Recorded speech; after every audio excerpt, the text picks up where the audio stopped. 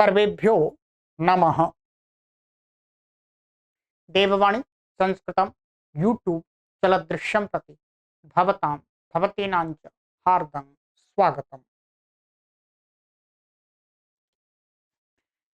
मित्रों, पारिभाषिकः कक्षा संख्या 65तमी 65वीं कक्षा को आज पढ़ेंगे।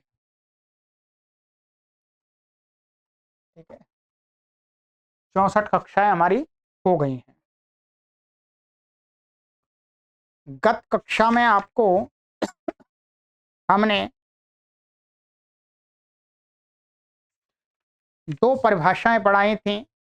प्रधाना प्रधानयोः प्रधाने कार्य संप्रत्ययः, और दूसरी परिभाषा थी हमारी अवयव प्रसिद्धेः समुदाय प्रसिद्धिर बलीयसी। ठीक है, ये हमारी 87 परिभाषाएं हो गई हैं। आज हम पढ़ेंगे 88वीं परिभाषा 88।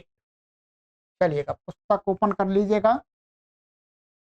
यदि आपके पास में पीडीएफ नहीं है तो आप हमसे इस नंबर पर संपर्क करके प्राप्त कर लीजिएगा।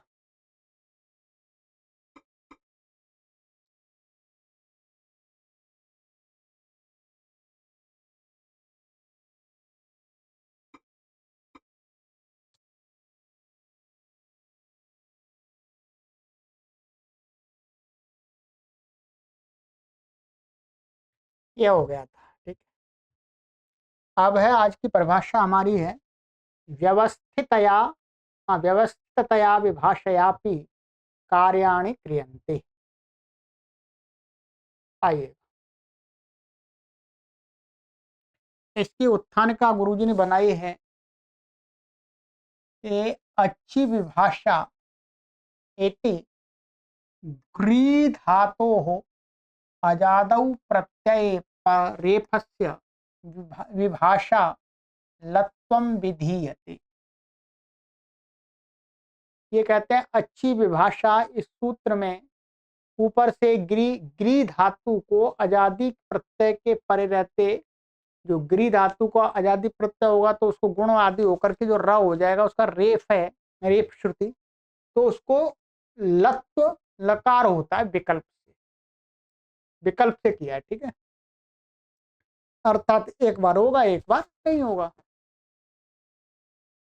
तत्र सामान्येन गरः गलः इति शब्दद्वयं सिद्ध्यति।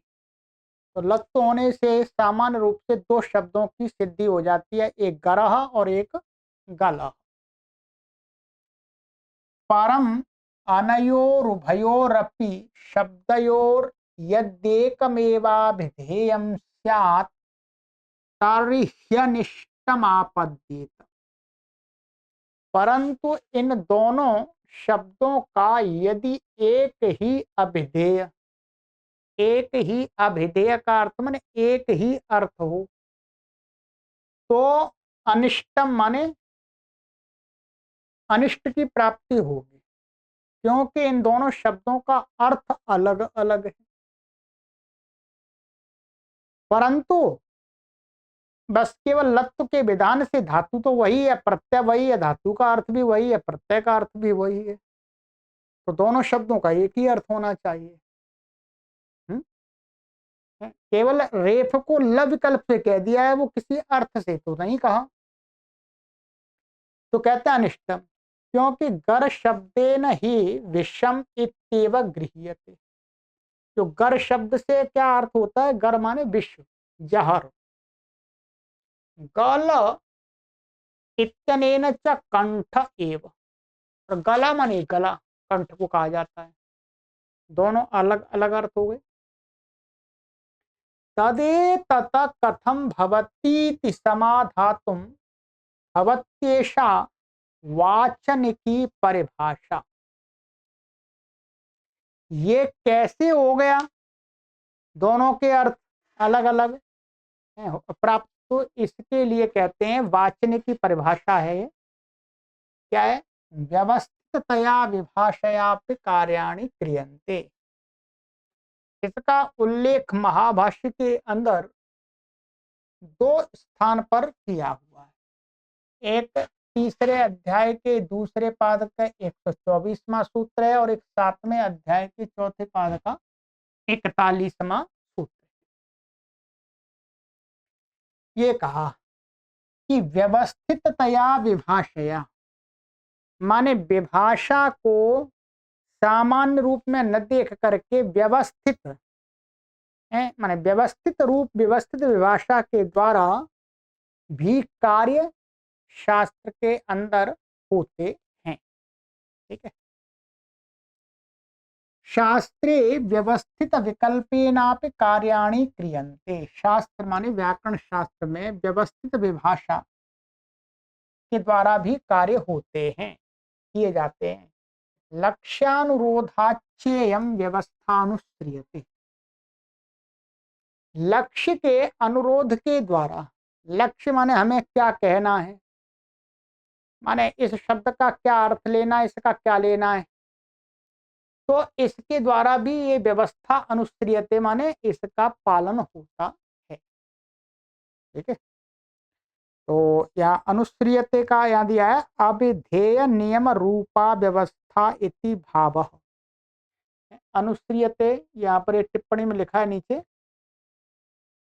कि अभिधेय नियम रूपा व्यवस्था, माने अभिधेय के अनुसार हम उसको व्यवस्थित नियम के द्वारा व्यवस्थित कर लेते हैं। गर और गल माने गृह धातु के रेप को लत तो किस अर्थ के लिए होगा, किसके लिए नहीं होगा, बस तो वही कहते हैं। अर्थात यस्य कार्यस्य विकल्प उच्यते तद्धि कस्मिंश्चिन् नियतार्थवाचके शिष्ट प्रयुक्ते शब्दे नित्यमेव प्रवर्तते न्यस्मिन्स्तु न जातु कदाचित प्रवर्तत इति। कहते हैं अर्थात जिस कार्य का विकल्प कहा है सूत्र के द्वारा, तद ही वह निश्चित रूप से किसी नियत अर्थवाचक शिष्ट प्रयोग मान शिष्टों के द्वारा प्रयुक्त किसी निश्चित अर्थ के लिए होता है, उसमें ही नित्यमेव प्रवर्तते, और वहां तो वो सूत्र नित्य करता है जो कार्य विकल्प से कहा जा रहा है, और प्रवर्त अन्यस्मिंस्तु न जातु कदाचित प्रत्यय, और दूसरे पक्ष में वो कार्य नहीं हो, दूसरे पक्ष में दूसरे अर्थ के लिए प्रयोग करेंगे तो वो कार्य नहीं हो। इसलिए क्या है, इसलिए यत्र तु सर्वस्मिन् विधे प्रयोगद्वयं भवति सा ही विभाषा इति वा अव्यवस्थित विभाषा इति वा मंतव्य। परंतु ये ही नहीं है कि हर जगह ये हो। कहते हैं जहां पर एक ही अर्थ को कहने के लिए दो शब्द प्रयोग होते हैं, विकल्प के द्वारा ये दो शब्द बनते हैं, उनका एक ही अर्थ होता है, ऐसे भी अनेक होते हैं। ठीक है।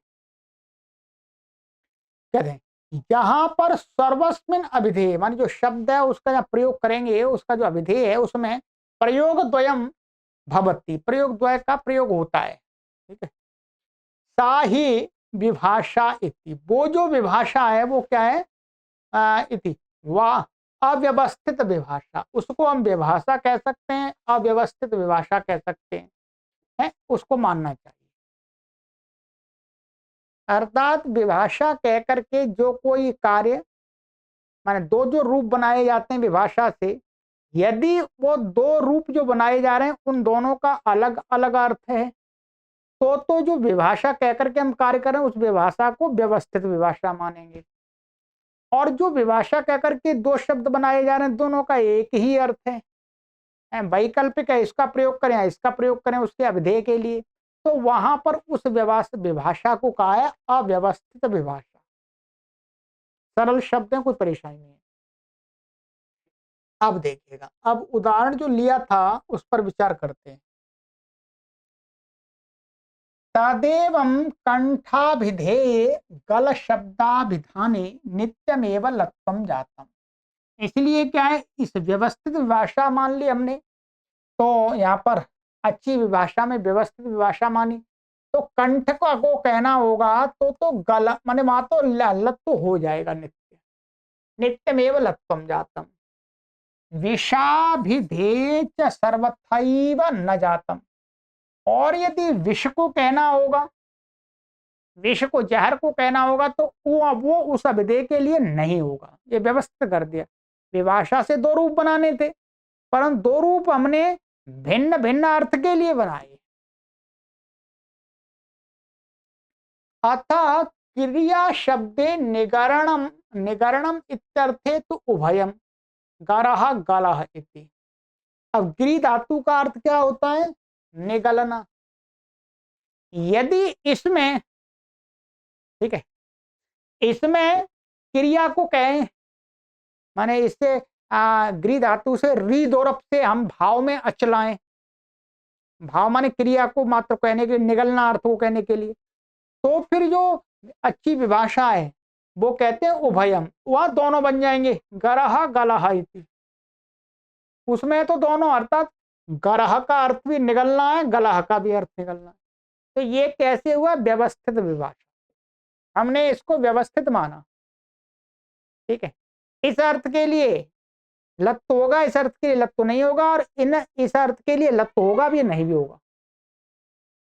ठीक, इसी प्रकार से साक्षोरण्यतरस्याम इति सूत्र भाष्यस्या उदाहरणानि निर्दिष्टानि।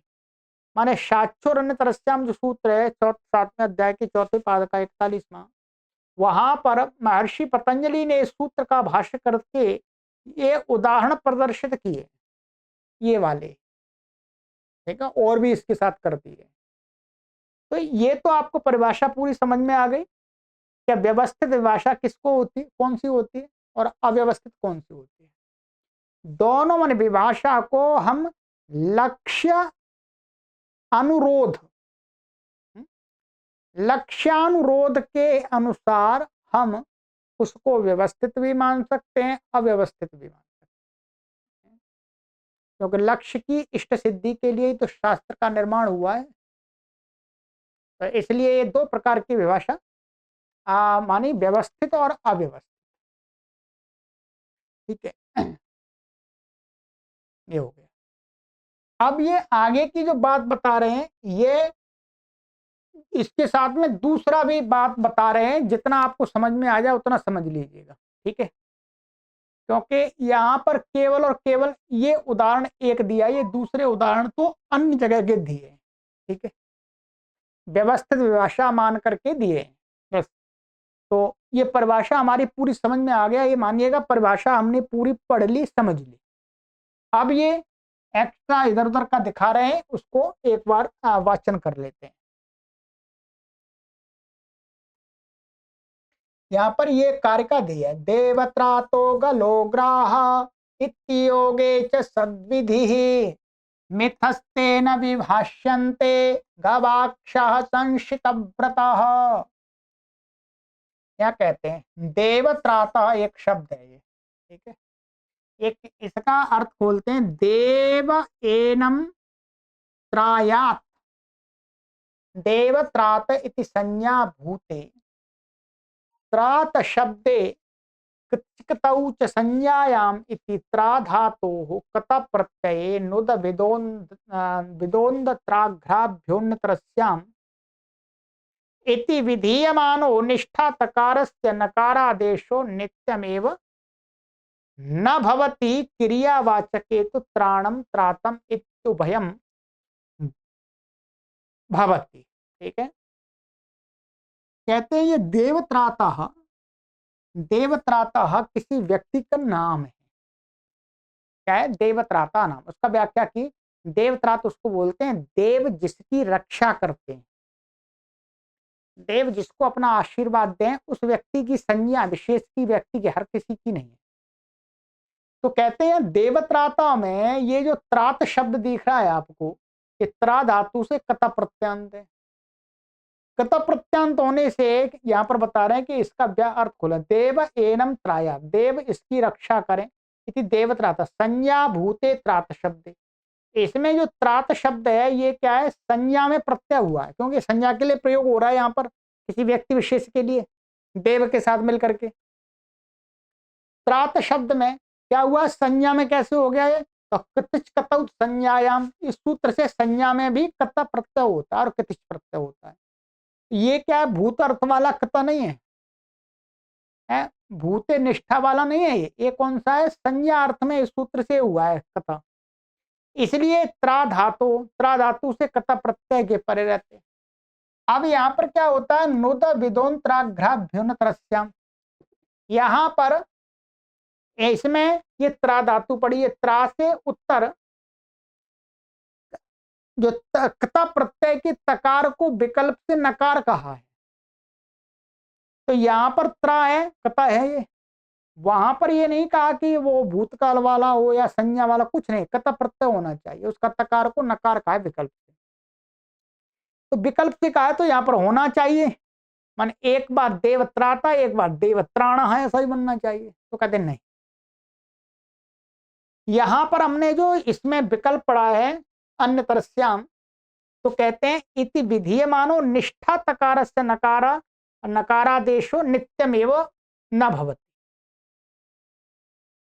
कि यहां पर विधीयमान जो निष्ठा तकार, ठीक है, निष्ठा माने इसकी भी निष्ठा संज्ञा है, माने निष्ठा संज्ञा किसकी है, कता कता तू निष्ठा, अब वो कता भूतकाल में हो जाए भविष्य काल में, अब संज्ञा में कोई मतलब नहीं है, तो यहाँ पर निष्ठा तकार को लेकर के कहा है, तो ये भी निष्ठा का ही तकार है, इसकी भी निष्ठा संज्ञा है, तक ततु निष्ठा, तो नकार को नित्यमेव न भवति, या माने जब यहाँ त्रा धातु से कता प्रत्यय संज्ञा विषय में प्रयोग होगा तो नित्य ही नकार नहीं होगा, ये व्यवस्थित भाषा हो गई।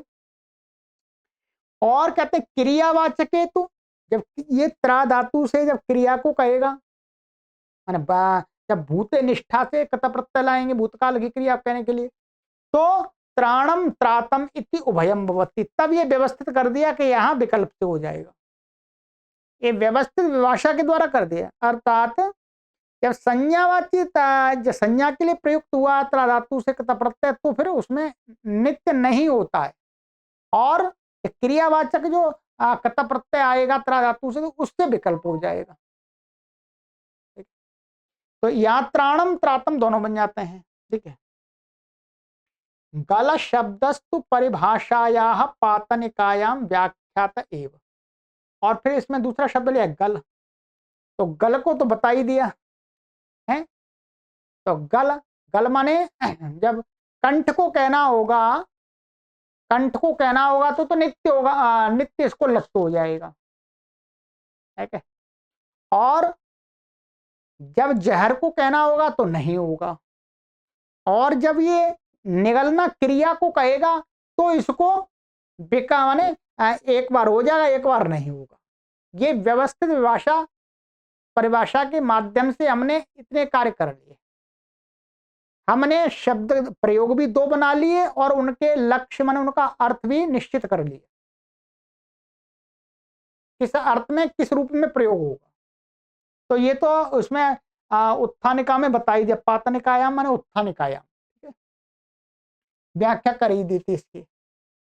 आगे आगे तीसरा शब्द लेते हैं ग्राह, कारिका में लिया है ग्राह, ग्राह में क्या होता है, विभाषा ग्रह इति ग्रह धातोर अण प्रत्यय मकाराभिधाने नित्यम ग्राह इत्येव भवति, ये सूत्र हमने आपको पढ़ाया था, वहां पर बताया भी था आपको। विभाषा ग्रह से क्या होता है, ग्रह धातु से विकल्प करके अण प्रत्यय होता है, क्या होता है, अण प्रत्यय, तो उसके कहते हैं जब अण प्रत्यय होगा तो मकाराभिधाने, अरे मकराभिधाने है, मकार नहीं है, क्षमा कीजिए, मकर, मकर माने मकर में मगर, तो मगरमच्छ होता है क्रोकोडाइल, तो उस मगर को कहने के अर्थ में तो नित्य ही ये अण प्रत्यय होगा, ठीक है। यदा तो नक्षत्रादि ज्योतिर्विवक्षितम भवति तदा सर्वथैव अण प्रत्ययो न भवति, और जब नक्षत्रादि को हम कहेंगे तब वो नक्षत्रादि को कहने के लिए विभाषा ये ग्रह से, अर्थात जब जिस पक्ष में नहीं होगा तो क्या होगा, इससे नंद ग्रही पचादिभ्य से अच एव भवति, ग्रहादि गण में मान करके अच ही होगा,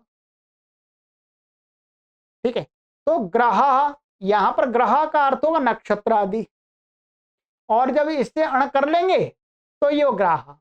तो विभाषा ग्रह, इसमें इस विभाषा को हमने व्यवस्थित कर दिया कि ये ग्रह धातु से अण प्रत्यय तभी होगा जब ये मगर को कहेगा, और ग्रह नक्षत्र आदि को कहेंगे तो अण प्रत्यय नहीं होगा, अर्थात उसको फिर विकल्प से माने वो होगा अच प्रत्यय।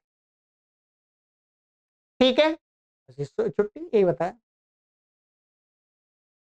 इति योगे, अब ये एक्स्ट्रा बता रहे हैं बस विभाषा को लेकर के, व्यवस्थित भाषा। ठीक है, बाकी तो एक उदाहरण में समझ में आ गया था। इति योगे, इति शब्द के योग में, इति जो अव्यय है निपात है उसके योग में ये कहते हैं लक्षण हेतु क्रियाया इति, क्रियाया लक्षणे हेतु च वर्तमानात् धातो लट स्थाने सत् संज्ञकौ सत् शत्रुशानचौ विकल्पेन विधीये। परम व्यवस्थित विभाषा विज्ञानात् इति शब्द योगे सा विधि सर्वथैव न भवति, हन्तीति पलायते वर्षतीति धावति। ये जो यहाँ पर अर्थ दिखा रहे हैं ये हमने आपको प्रथमा वृत्ति में नहीं पढ़ाया, प्रथमा वृत्ति में नहीं पढ़ाया, ये भाष्य में एक चर्चा है उसका अर्थ लेकर के चर्चा कर रहे हैं। आप इस अर्थ को वहां पर मत देखने लग जाइएगा, ये प्रथमा वृत्ति में ये अर्थ नहीं है, ध्यान रखेंगे। ठीक है, बस यहाँ पर जो दिखा रहे हैं उसको समझना है। ये कहते हैं लक्षण हेतु क्रियाया, इस सूत्र से क्रिया माने क्रिया का, क्रिया जो है इति क्रिया या क्रिया लक्षण हेतु वर्तमान, क्रिया लक्षण या हेतु में वर्तमान है तो धातु से लट माने लट प्रत्यय के स्थान में क्षत्रि और शान संज्ञा जो तौ सत संज्ञक होते हैं वो विकल्प से विधान किए गए। परम विकल्प से उसका विकल्प क्या कर दिया, व्यवस्थित कर दिया इस परिभाषा के माध्यम से। परम व्यवस्थित विभाषा विज्ञानात् मान, परंतु व्यवस्थित विभाषा के नियम से इति माने इति शब्द के योग होगा धातु के साथ में तो सविधि सर्वथा न भवति, अर्थात ये क्षत्रिय और शानिच प्रत्यय जब धातु के बाद में हम इति शब्द का प्रयोग कर रहे हैं तो उससे फिर क्षत्रिय प्रत्यय शानिच प्रत्यय नहीं होगा, ये व्यवस्थित हो गया। ठीक है, और इसका मतलब जब इति का प्रयोग नहीं करेंगे तब हो जाएगा, ये हो गया। तो ऐसे हंतीति पलायते वर्षतीति धावति। अब ये हंतीति पलायते दौड़ रहा है, दौड़ रहा है, यहां पर क्या है, हेतु क्या है, हेतु क्या है यहाँ पर, हेतु ये है कि दौड़ रहा है, हंतीति मारता है, मार रहा है इसलिए मैं दौड़ रहा हूं, वो दौड़ रहा है। ठीक है, तो ये हेतु में वर्तमान है, तो यहां पर इति शब्द का प्रयोग हो रहा है तो इसलिए अब क्षत्रिय और शानच नहीं होंगे। ठीक है, क्षत्रिय और शानच नहीं होंगे। ऐसे वर्षती थी धावती, वर्षा हो रही इसलिए दौड़ रहा है, तो इति शब्द का यह प्रयोग होने से वर्ष धातु से वृष धातु से यहां पर क्षत्रिय और शानच नहीं होगा। इसके अलावा जब इति नहीं होगा तो फिर इससे क्षत्रिय और शानच हो जाएंगे लक्षण हेतु में वर्तमान क्रिया से। ठीक है, इतना कहना चाह रहे हैं। अब आगे आगे कहते हैं ये कि ऐसा कर लेते हैं, ये तो हो गया आपका एक, ठीक है, एक हो गया। अब कहते हैं ये उदाहरण सिद्ध करने के लिए हम इसको नहीं लगाते, हम दूसरा सूत्र ले लेते हैं। ठीक है, कहते हैं जैसे मानो हमने अष्टाध्यायी में इसमें विकल्प नहीं लगाया ना, तो उससे तो होगा ही नहीं। तो कहते अथवा ऐसा मान लेते हैं यहाँ पर इस प्रसंग में लटा क्षत्रिशान च प्रथमा समानाधिकरणे इति विहितौ क्षत्रिशान चौ, इस सूत्र से क्षत्रिय और शानच होते हैं, क्या होते हैं, तत्सूत्रे माने इस सूत्र में, ध्यान रखें क्या है, इस तत्व माने उस सूत्र में नन्नोर विभाषा इति विभाषा विज्ञा इति अनुवर्तनात्, इसमें ऊपर इस सूत्र में ऊपर से नन्नोर विभाषा से विभाषा की अनुवृत्ति ले आते हैं। ये अष्टाध्यायी के अर्थ नहीं, ये वहां महाभाष्य का विचार। इसमें विभाषा की अनुवृत्ति ला करके क्या करते, इत्यतः विभाषा इति अनुवर्तनात् तस्य च, और उसका उसका क्या अर्थ करते हैं इसमें कि प्रथमा समानाधिकरणे व्यवस्थित विभाषा विज्ञानात् नित्यमेव न भवति भवता, कि प्रथमा के समानाधिकरण के साथ जो धातु है, उस जब उसका प्रथमा समानाधिकरण के साथ प्रयोग करेंगे तो वहां व्यवस्थित भाषा विज्ञानात् से नित्य एवं न भवता, क्षत्रिय और शाणच नित्य ही नहीं होते, नहीं होते। तो यहां पर इस सूत्र में विभाषा ला करके हमने निश्चित कर दिया कि प्रथमा समानाधिकरण में तो होते ही नहीं है। ये थोड़ा आपको भी समझने में बिल्कुल कठिन पड़ेगा, क्योंकि हमने अष्टाध्याय में आपको यह भी पढ़ाया था कि प्रथमा समानाधिकरण के साथ भी क्षत्रिय और शानच होते हैं, ठीक है। परंतु ये कहते हैं यहां पर हम इस प्रकार से भी घटा सकते हैं, भाष्यकार ने वहां पर विचार दिखाया है। तो चाहे हम यहां पर भी विभाषा जो ला रहे हैं, तो यहां पर भी हम विभाषा को व्यवस्थित मान करके प्रथमा समानाधिकरण इसमें क्या है, व्यवस्थित भाषा विज्ञान ज्ञान से नित्य ही नहीं होते हैं क्षत्रिय शानच, तो यहाँ क्षत्रिय और शानच नहीं हुए।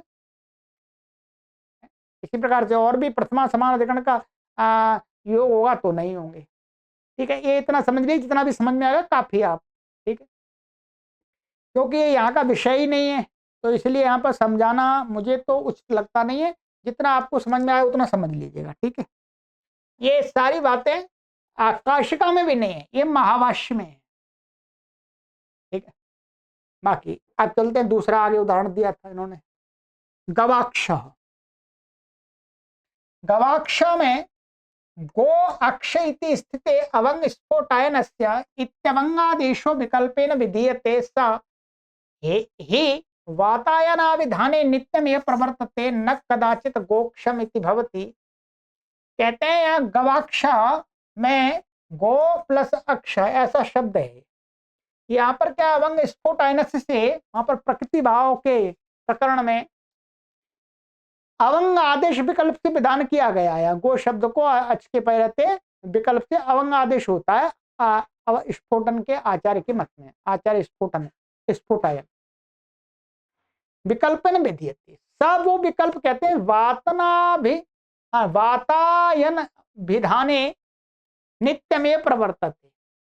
वातायन खिड़की, खिड़की को कहने के लिए जब गो अक्ष में करके खिड़की को कहेंगे तो खिड़की को कहने के लिए कहते हैं ये जो अवंग स्फोटायनस वाला विकल्प है वो विकल्प से अवंग आदेश न कदाचित माने नित्य अभिधाय ने नित्य में प्रवर्तन, नित्य ही होगा, नित्य ही अवंग आदेश होगा।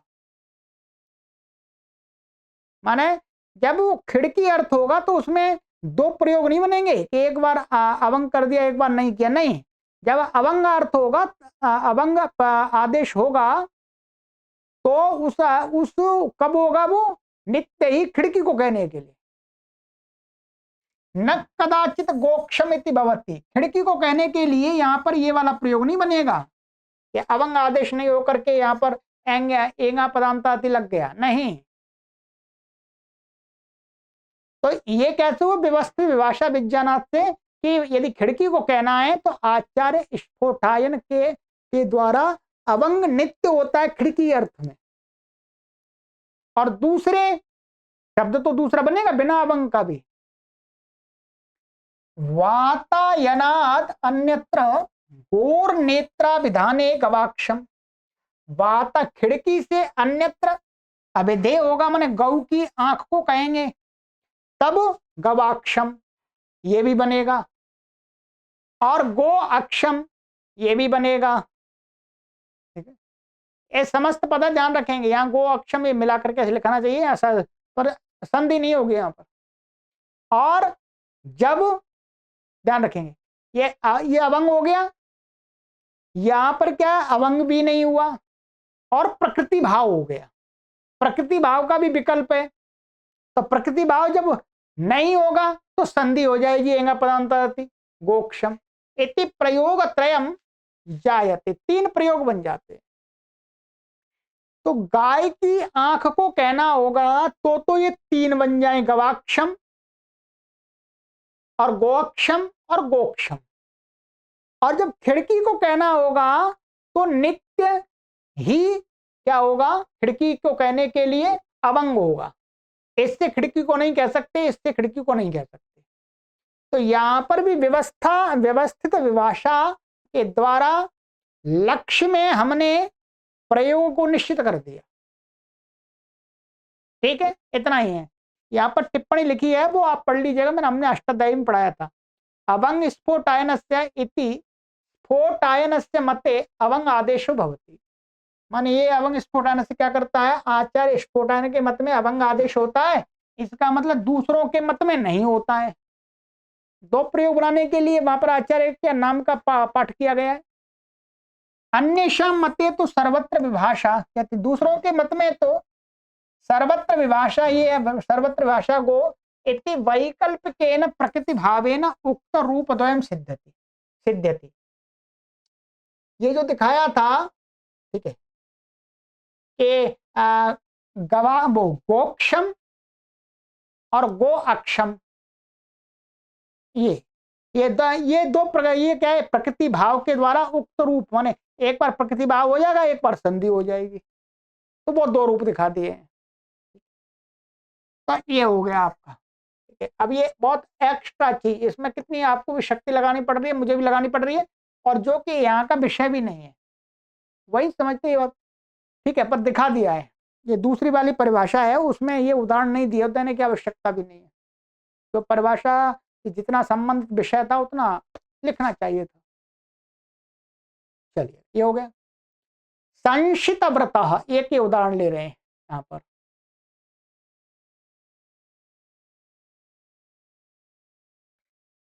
साक्षोरन्यतरस्याम इति तकारादौ किति प्रत्यये शो धातुर्विधीयमान इकारादेशः संशित व्रत इत्यत्र विकल्पेन प्राप्ता विभाषा व्यवस्थित विभाषा विज्ञानान्यतमेव भवति।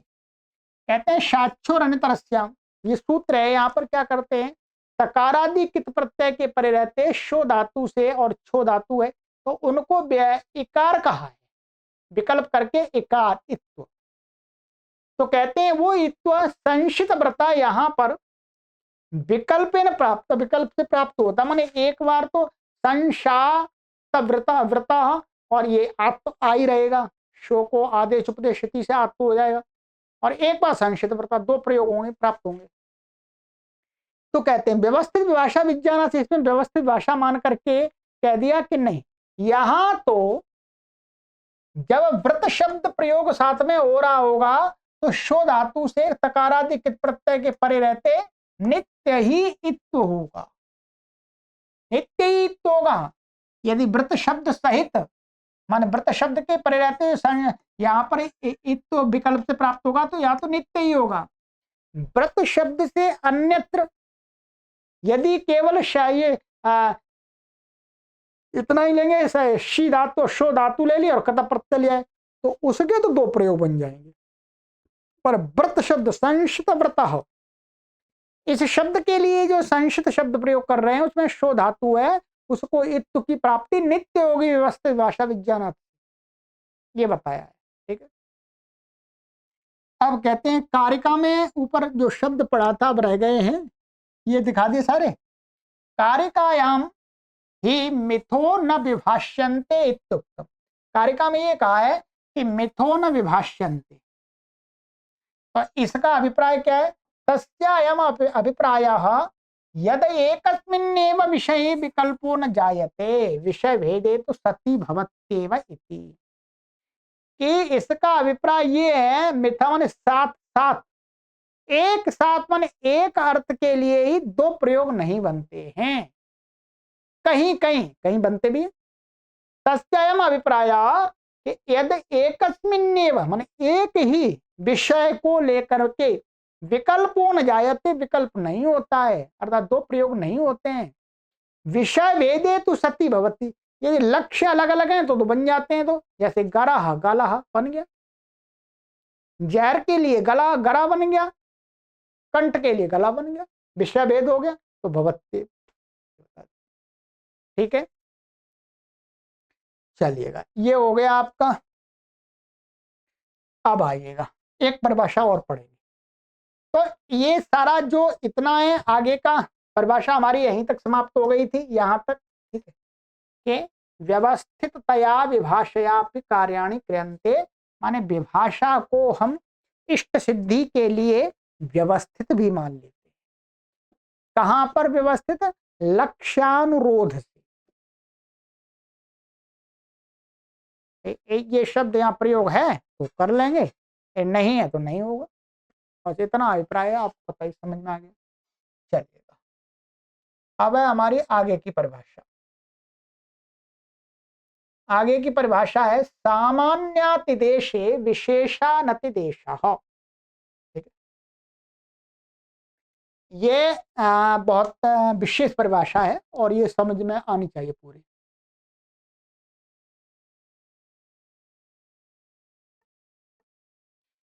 आशंसायां भूतवच्च इति आशंसनम आशंसा उच्यते। ये सूत्र आशंसा भूतवच्च, यहाँ पर जो आशंसन आशंसा है, आशंसा का अर्थ है आशंसनम आशंसा। ठीक है, वो आशंसनम ही आशंसा होती है। तो आशंसन कहते हैं अप्राप्तस्य प्रिय पदार्थस्य प्राप्तुम इच्छा। आशंसा क्या होती है कि जो प्रिय पदार्थ मुझे प्यारा लगता है, प्रिय है, परंतु मुझे मुझे प्राप्त नहीं है, वो मेरे पास है, उसको प्राप्त करने की इच्छा ही क्या है? आशंसा। तस्याश्च भविष्यत कालो विषयः। और ऐसी आशंसा का विषय क्या होगा? भविष्यत काल। भाई जो मुझे प्राप्त नहीं है वो मैं आगे ही तो प्राप्त करने की इच्छा करूंगा, भविष्य में तो वो इच्छा पूरी होगी मेरी है। तो जो आशंसा होती है वो भविष्य विषयक है। तत्र भविष्यति काले आशंसायां गम्यमानायां धातोर्वा भूतवत् चकारात् वर्तमानवच्च प्रत्यया भवन्ति। तो इसलिए ये सूत्र बनाया महर्षि पाणिनि ने कि भविष्यत काल में आशंसा गम्यमान हो रही हो तो धातु से भविष्यत काल के प्रत्यय प्राप्त थे, तो कह दिया कि आशंसा भूतवत, आशंसा से क्या गम्यमान होगा? धातु से भूतवत। भूतवत है भूतकाल के प्रत्यय जैसे होते हैं, भूतकाल के अर्थ को कहने के लिए, वैसे ही भविष्यत के अर्थ वाली जो आशंसा उसको कहने के लिए भी हो जाएंगे कोई प्रत्यय भूतकाल वाले। अर्थ निकलेगा भविष्यत काल का आशंसा, माने अप्राप्तस्य प्राप्त, अप्रियस्य अप्राप्तस्य प्राप्तुम इच्छा। और चकार, इसमें चकार पड़ा है, उससे वर्तमान बच्चों वर्तमान काल में भित प्रत्यय वो भी हो जाते हैं, प्रत्यय भवन। ये तो हमने अष्टाध्यायी में पढ़ाया था आपको। ठीक है, जैसे कहते हैं कि यथा उपाध्यायश्चेद आगमत, आगता आगच्छति आगमिष्यति, एते व्याकरणम अध्यगीष्महे मही। ठीक है, उदाहरण दिया जैसे ये कहता है, हाँ उदाहरण, उपाध्यायश्चेत आगमत, ये लुंग का प्रयोग है ये वाला। यदि उपाध्याय आते हैं, ठीक है, आगता वही है, वही अर्थ निकला, आगच्छति आगमिष्यति, ये क्या है? चार लकार प्रयोग कर दिए। आगमत आगता ये तो हो गए भूतकाल के, आगच्छति है वर्तमान काल का, और आगमिष्यति है भविष्य काल। यहां पर ये जो गम धातु है आंग पूर्वक, ये किस अर्थ में? ये आशंसा अर्थ में। अर्थात गुरुजी मुझे प्राप्त नहीं है, गुरुजी से हम व्याकरण पढ़ना चाहते हैं तो गुरुजी आ जाएंगे, आते हैं तो हम ऐसा कर लेंगे। ठीक है, एते एते माने यहां पर माने यदि गुरुजी आते हैं तो ये हम सभी, वयम के साथ में इसका संबंध लगेगा। एते माने ये हम सभी गुरुजी से व्याकरण को पढ़ें। तो यहां पर क्या है इसका, चाहे आप ये बोलो उपाध्यायश्चेत आगमत, अथवा उपाध्यायश्चेत आगत, अथवा उपाध्यायश्चेत आगच्छति, अथवा उपाध्यायश्चेत आगमिष्यति, सबका एक ही अर्थ होगा। यदि उपाध्याय माने गुरुजी आते हैं तो, माने आएंगे तो, ये अर्थ होगा। ठीक, तो इस अर्थ को कहने के लिए भविष्यत काल तो प्राप्ति था, भूतकाल का भी कर दिया, भविष्यत काल वो वर्तमान काल के प्रत्यय भी कर दिए। ये लट लकार हो गया, ये कत प्रत्यय हो गया, और वो लुंग लकार हो गया। हो गया आगे, एते व्याकरणम अधीतवन्तः अधीमहे अध्येष्यामहे। तो क्या है, एते ये व्याकरण, ये भी ऐसा ही है, ठीक है। व्याकरणम अधीतवंत, ये कतवतु को दिखा दिया, और ये इसी के साथ दिखाया है अधीतवंत अधीमये, ये और अध्यक्ष्यमहे, ये पूरा एक प्रयोग हो गया, ऐसा बड़ा उदाहरण, ठीक है। तो ये हो गया, ये वर्तमान काल हो गया, भविष्यत काल हो गया, ये भूतकाल हो गया, ठीक है। और ये यहाँ पर लुंग का प्रयोग दिखा दिया, ठीक है। तो गुरुजी आते हैं तो हम सभी इनसे व्याकरण पढ़ेंगे। अब ये बात आपको कब समझ में आएगी? ये बात तब समझ में आएगी जब आपने अष्टाध्यायी भाष्य में ये सूत्र पढ़ लिया है। ऐसे मेरे बोलने से एकदम समझ में नहीं आएगी। यहाँ पर ये वहां पर आप सूत्र का अर्थ देखिएगा, वहां उदाहरण दिए हैं, उनका अर्थ में तो आपको सामान्य रूप से बताया है, ठीक है, सूत्र कैसे घटाना है। यानी आशंसा का विमान होने पर क्या है, भूतकाल के प्रत्यय भी होते हैं, वर्तमान काल के भी होते हैं, भविष्य काल के तो प्राप्त ही है। बस इतना दिखाना चाह रहे हैं यहाँ पर। अब कहते हैं, शंका उठती है कि सामान्य भूत अनद्यतन भूत परोक्षानद्यतन भूत भेदात भूतो ही त्रिधा कल्प्यते। भाई ये तो ठीक है, भूतकाल के प्रत्यय होते हैं, परंतु भूत तीन प्रकार का है। भूतकाल को तीन विभागों में बांटा है व्याकरण की दृष्टि से। एक तो बांटा है सामान्य भूत, एक अनद्यतन भूत जो आज का नहीं है, और एक परोक्ष अद्यतन भूत जो हमारे सामने का नहीं है, वक्ता के सामने का नहीं है। भूतो ही त्रिधा कल्पते, तीन प्रकार से उसको कल्पना की जाती है, उसका विचार किया है। निष्ठा लुंगादयो सामान्य भूते भवन्ति। निष्ठा माने कत और कतवतु प्रत्यय और लुंग लकार, ये होते हैं सामान्य भूतकाल को कहने के लिए। लंग चा अनद्यतन भूते, और लंग लकार कब होता है? अनद्यतन भूत में। और लिट तो परोक्षानद्यतन भूते, और लिट कहां पर होता? परोक्षानद्यतन भूत में, ठीक है। तदयम अत्र संदेह हो जायते, तब मैं यहां पर वे संदेह उत्पन्न होता है कि भूतवदित्यातिशदेशेन सामान्य भूते विहितानामेव प्रत्ययानाम अतिदेशो भवति आहोस्वित सामान्य विशेषयोरुभयोरपि। अब यहां पर शंका ये होती है कि सामान्य भूत में कि भूतवत अतिदेश कर दिया, भूत के भूत वाले भी प्रत्यय हो जाते हैं, भूतकाल के प्रत्यय वो भी हो जाते हैं आशंसा का विमान होने पर। तो भाई भूत को तीन प्रकार में बांटा और उनके प्रत्यय भी अलग अलग हैं। तो अतिदेश के द्वारा सामान्य भूत में बेहत जो प्रत्यय है, लुंग और कत और कतवतु, प्रत्यय नाम अतिदेशो भवति, उन्हीं का अतिदेश होता है। अथवा आओस्वित सामान्य विशेषयो भयोरपि, अथवा सामान्य और विशेष माने अनद्यतन भूत और परोक्ष अनद्यतन भूत और सामान्य भूत सबका ही होता है। तस्मादेवं भूतम संदेहम निवारयितुम भवत्येषा परिभाषा न्याय सिद्धा परिभाषा। इसलिए इस प्रकार के संदेह को हटाने के लिए ये न्याय सिद्ध परिभाषा कहते है मतलब कहते हैं, ऐसा कह सकते हैं। क्या है? सामान्यातिदेशे विशेषानतिदेशः। बिल्कुल, सामान्य के अतिदेश में विशेष का अनतिदेश होता है। अर्थात कहीं अतिदेश कर रहे हैं सामान्य रूप से, तो उसमें विशेष वाला अतिदेश प्राप्त नहीं होता है। इसका मतलब ये हो गया, भूतवत का है तो सामान्य भूत का अतिदेश होगा, सामान्य भूत के प्रत्यय प्राप्त होंगे आशंसा अर्थ में।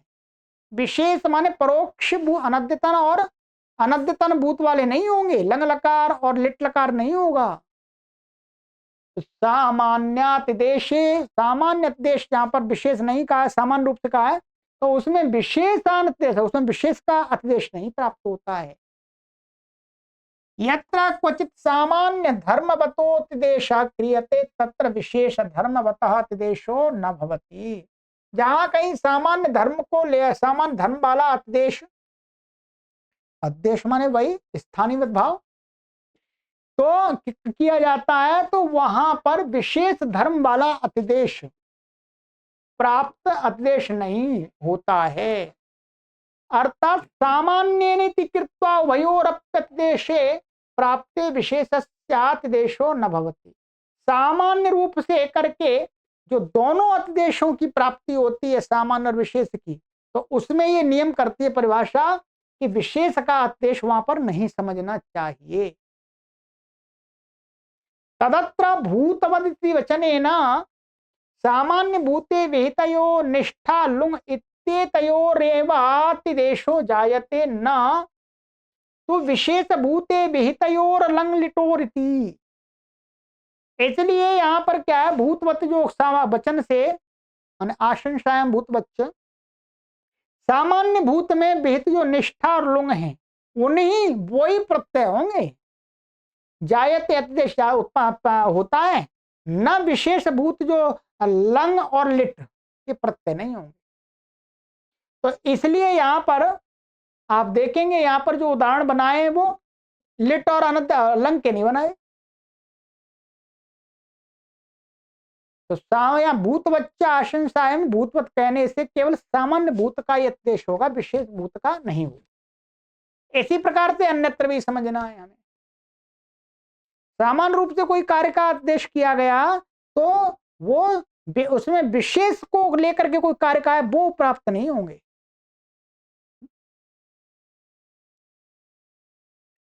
चलिएगा,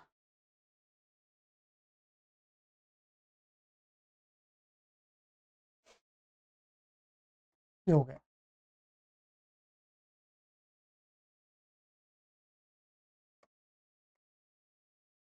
ब्राह्मणवत अस्मिन् क्षत्रिये वर्तितव्यम् इत्यनेन वचनेन यथा ब्राह्मण सामान्य प्रयुक्तम् अभ्युत्थानादिकं कार्यं गृह्यते न तो माठर कौंडिन्य ब्राह्मण विशेष प्रयुक्तम किंचित विशिष्टम परिवेशनाधिकार्यम तथेहापि तस्माल्लोक न्याय मूला इयं परिभाषा अवगंतव्येति।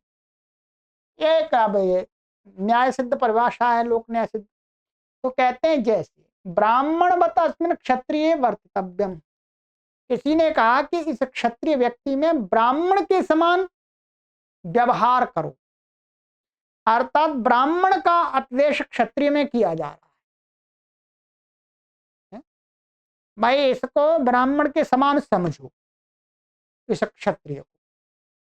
तो कहते हैं जब लोक में ऐसा कोई बोलता है कि भाई इसको, इस क्षत्रिय को ब्राह्मण के समान समझो, तो वहां पर क्या होता है लोक में, इति वचन से जैसे ब्राह्मण सामान्य प्रयुक्त अभ्युत्थानादिकम कार्यम रहते हैं, जैसे ब्राह्मण के सामान्य समाज में ठीक है उस समय रहा है कि ब्राह्मण को मैंने ब्राह्मण के लिए उठना बैठना जो स्थान होता है उसको ऊंचा उच्चासन देना, ठीक है उसको, तो वही ब्राह्मण सामान्य प्रयुक्त, मैंने ब्राह्मण को सामान्य रूप से प्रयुक्त जो है, मैंने सभी ब्राह्मणों को ध्यान में रखकर, मैंने ब्राह्मण कहने सभी ब्राह्मण, कोई सा भी ब्राह्मण हो, अब ब्राह्मणों में भी भेद कर दिए, अभी दिखा रहे हैं आज भी भेद मिलते हैं।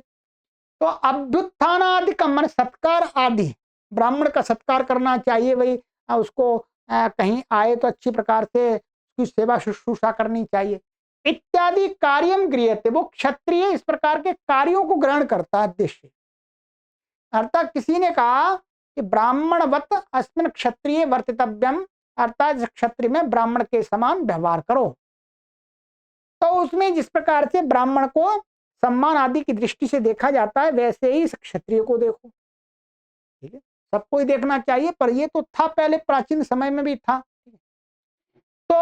न कि ऐसा कह देने से, माने माठर ब्राह्मण कौडिन्य ब्राह्मण विशेष प्रयुक्तम, माने ये ब्राह्मणों में भी माठर ब्राह्मण उच्च स्थान रखते हैं, उनको विशेष सम्मान देना, उनको पहले कहीं पर भोजन के लिए बुलाना तो माठर जो ब्राह्मण होते हैं उनको पहले भोजन कराना, ऐसे ही कौंडिन्य ब्राह्मण है उनको पहले भोजन आदि कराना, ये कार्य प्राप्त नहीं वो क्षत्रिय करता।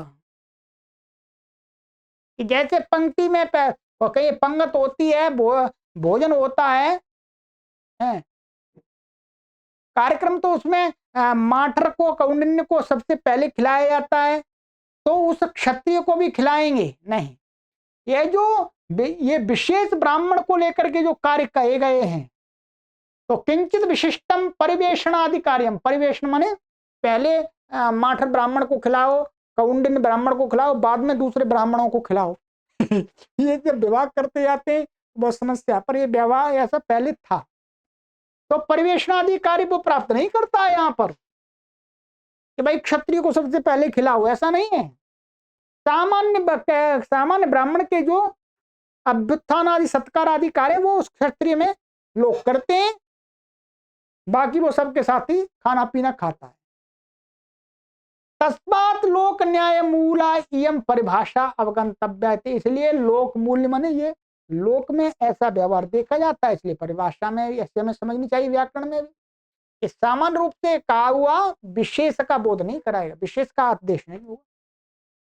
इससे ये तो पता लगता है कि भारत देश में पाणिनि के समय में भी भरपूर इस प्रकार का मनुष्यों में भेदभाव तो दिखता है थोड़ा सा, तो अच्छी बात तो नहीं है, हमारी दृष्टि से तो अच्छी नहीं है। ठीक है, सबको सम्मान की दृष्टि से देखना चाहिए।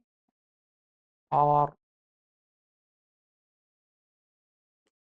तो इसलिए हमें कोशिश करनी चाहिए, ये तो शास्त्र हैं पढ़ा रहे हैं, ये भाषा उस कल्चर से रिलेटेड है। ठीक है, उस समय की भाषा थी, तो भाषा में जब जो भाषा जिस समय में होती है उस समय में जो लोगों का व्यवहार होता है वो उस भाषा में समाविष्ट होता है।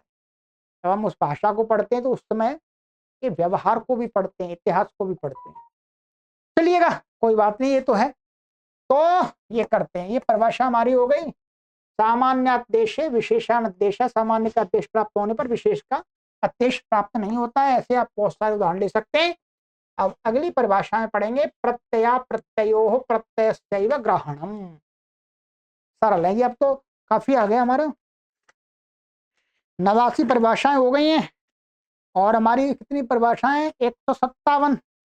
अब 157 परिभाषाएं, अब ऐसी परिभाषाएं आएंगी कि एक एक कक्षा में हम 6-6, 7-7 परिभाषाएं पढ़ लेंगे। ठीक है, छोटी छोटी हैं, उनमें उत्थान का भी नहीं है, अभी आगे चल के थोड़ा सा पढ़ेंगे फिर उत्थान का समाप्त हो जाएगी।